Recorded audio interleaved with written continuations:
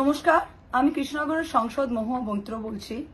আজকে আমাদের মাননীয় প্রধানমন্ত্রী, আমাদের ভূপর্যটক প্রধানমন্ত্রী আবার তিনি বিদেশ ভ্রমণে গেছেন। এত লম্বা বিদেশ ভ্রমণ বোধহয় এর আগে কোনো প্রধানমন্ত্রী করেননি। যাই হোক, তিনি তো মাসে মাসেই যান, এ মাসেও গেছেন। তা আপনি যে আবার বিদেশ ভ্রমণে গেলেন, বারবার আপনি বিদেশ ভ্রমণে যাচ্ছেন, আমাদের দেশের কূটনীতি, আমাদের দেশের ডিপ্লোমেসি, আমাদের দেশের বিদেশ নীতি, তার আজকের যে অবস্থা, যেই তলানিতে দাঁড়িয়েছে, তা নিয়ে কি কিছু প্রশ্নের জবাব আপনি দিতে পারবেন প্রধানমন্ত্রী?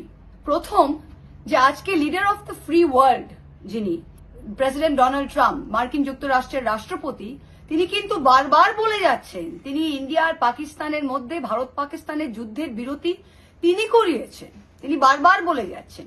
তিনি এটাও বলছেন যে পাকিস্তান তার বন্ধু এবং Pakistan is a great nation.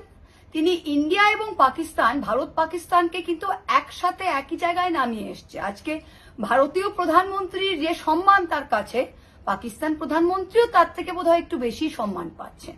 পাকিস্তানিরা গিয়ে দুপুরের ভোজন করছেন আজকে ডোনাল্ড ট্রাম্পের সাথে।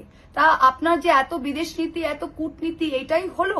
যারা সন্ত্রাসবাদকে দেশের নীতি, প্রাতিষ্ঠানিক নীতি তৈরি করে ফেলেছে, সেই দেশ পাকিস্তান, তাদেরকে একঘরে না করে আজকে ডিপ্লোম্যাটিকলি, কূটনৈতিক দিক থেকে কিন্তু ভারতই একঘরে হয়ে গেছে।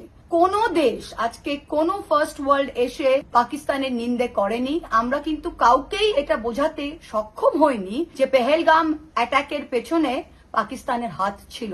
কেউ কিন্তু বলেনি। আপনি সাংঘাই কোঅপারেশন অর্গানাইজেশন SCO এর মিটিংয়েও দেখেন, সেখানেও কিন্তু তারা এটা বলতে রাজি হননি। আজকে 70 দিন হয়ে গেল পেহেলগামের হামলাকারী যারা আমাদের এতগুলো মানুষকে মেরে দিল, তারা কোথায়, তারা কে, আজ অব্দি আমরা জানতে পারলাম না। আপনার 2.5 বছর ধরে মণিপুর যাওয়ার টাইম হয়নি।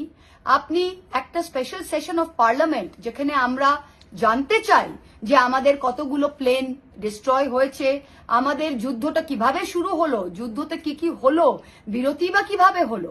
আমরা যদি বলেছিলাম এটা অপারেশন সিন্দুর, সন্ত্রাসকে শেষ করার জন্য, তা আজকে সন্ত্রাসকে না শেষ করেই আমরা যুদ্ধবিরতি মেনে নিলাম কেন? এই কয়েকটি প্রশ্নের উত্তর আমাদের জানা দরকার। আর আজকে পাকিস্তান গ্লোবাল এরিনাতে, পাকিস্তান কিন্তু সব দেশের মধ্যে আন্তর্জাতিক সংস্থা থেকে টাকা পাচ্ছে, বিদেশ থেকে তারা প্রত্যেকটা দেশ থেকে সম্মান পাচ্ছে। তা আপনি যে আবার ঘুরতে গেছেন প্রধানমন্ত্রী, এর ফলটা কি? আর এতদিন যে আপনি ভ্রমণ করেছেন, এর আমাদের বিদেশ নীতিতে কি লাভ হয়েছে? এই প্রশ্নগুলোর উত্তর একটু বলতে পারবেন? ধন্যবাদ।